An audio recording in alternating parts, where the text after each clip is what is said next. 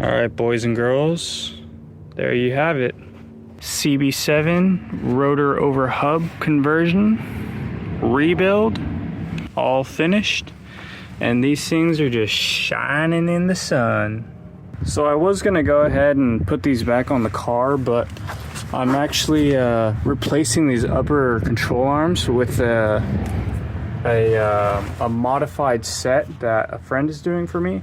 So I'm gonna have to take this cup out and, you know, do all that stuff. But until I get those upper control arms in there, I won't be installing the knuckles, because I mean, I'm just gonna have to take them back out again. So, but until then, guys, what I can do is give you a little sneak peek on the new wheel and tire setup we're going to be running. I only have 2 of them right now because I'm actually running a different offset in the rear, and I haven't really messed with that too much yet. I'm kind of just focusing on the front. But either way, I'm just gonna throw one of these wheels on and put a jack under the lower control arm so you can see what it looks like.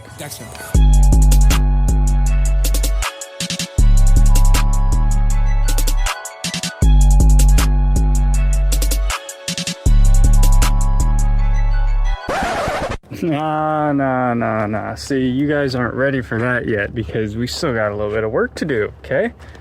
I'm not ready to show you that part yet. Just know that we're cooking up back here, all right? So, yeah, you know, a little bit more time, and then I'll show you the rest of the wheels and how it'll look on the ground and everything. But yeah, it's just a little sneak peek for you guys.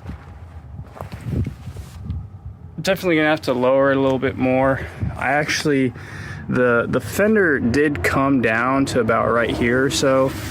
I had to take some time and grind all of that off. I cut off maybe like ½ an inch or so to make room for the tire, because before, I mean, it couldn't even turn. So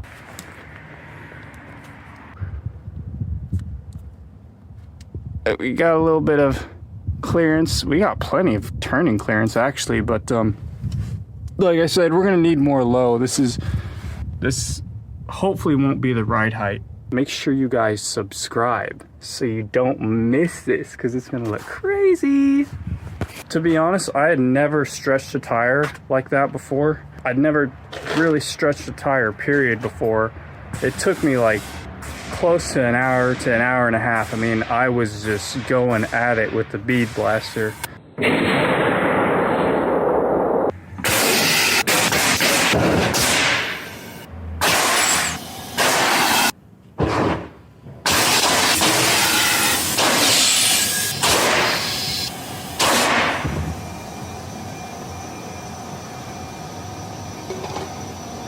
Anyway, we got the rear wheels coming, and I was gonna use these tires, but well, this one's pretty much shot. It's already been flipped once. This one might still be usable. I don't know. I would probably still run this. Obviously, it's cracking here and stuff. I don't know. Well, maybe I won't use that side. I could always use this side.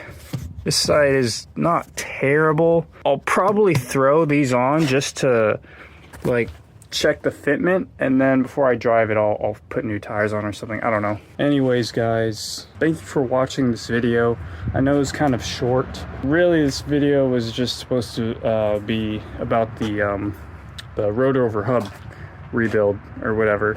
So if you guys have any questions on how to do the conversion, you can look online. There's a couple forums that explain it pretty well. You can also leave a comment and ask questions, you know. It's really not hard to do at all. So, and here we have our new driver's side axle.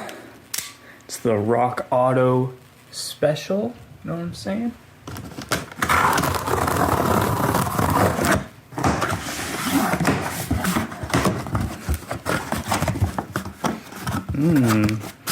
It's the GSP flavor. I've never ordered any parts from this brand, GSP branded suspension, drivetrain parts or anything like that. So this will be my first time rocking this brand.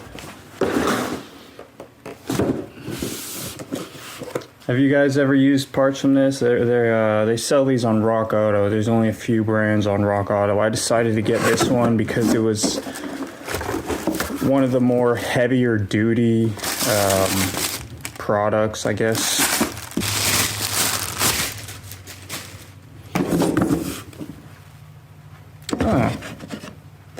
I thought I ordered the one without the ABS ring, but whatever. I mean, not a big deal.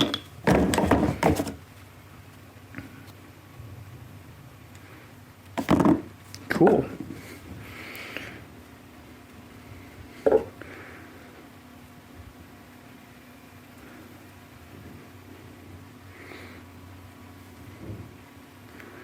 Alright, well, looks good. Next video, we will be installing that on the car along with the new upper control arms. We'll be dialing in the fitment, putting the rear wheels on, hopefully getting everything, you know, dialed in and whatnot. So anyways, that's going to be it for this video, guys. Thank you for watching. I will see you in the next one. Peace. Dexter.